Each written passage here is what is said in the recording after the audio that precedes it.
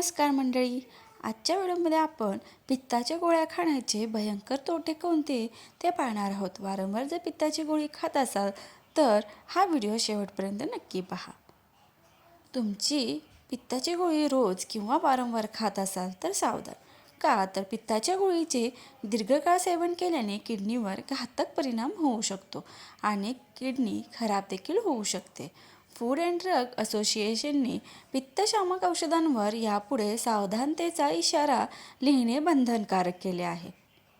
औषधांच्या सततच्या वापराने किडनीवर दुष्परिणाम होतो असा इशारा यापुढे या गोळ्यांवर लिहिला जाईल.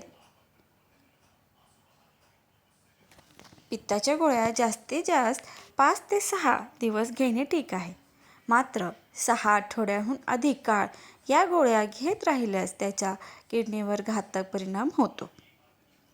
किडनीसोबतच हळूहळू मेंदू, हृदय यांच्यावरही याचा परिणाम होतो. पित्ताची गोळी वारंवार खाल्ल्याने जठरातील ॲसिड कमी होते.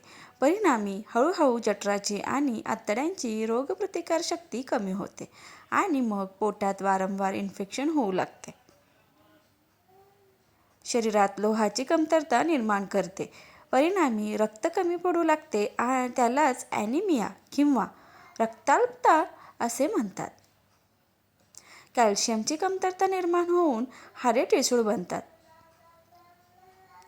व्हिटॅमिन B12ची कमतरता निर्माण होते, त्यामुळे वारंवार तोंड येणे, तोंडात छाले पडतात. अनेक जण सकाळी दात घासून झाल्यावर घशात बोटं घालून उलटी काढतात आणि पित्त पाडतात. मात्र ही सवय घातक आहे.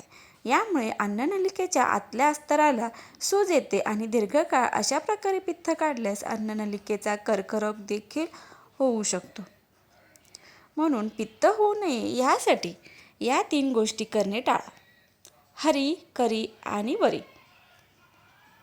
हरी म्हणजे काय?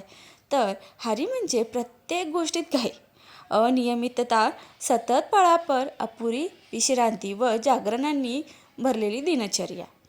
करी म्हणजे तळलेले चमचमीत असे मसालेदार पदार्थ, हॉटेलमधील खाणं, धूम्रपान, मद्यपान, अतिप्रमाणात चहा कॉफी घेणे किंवा कोल्ड्रिंक्स पिणे.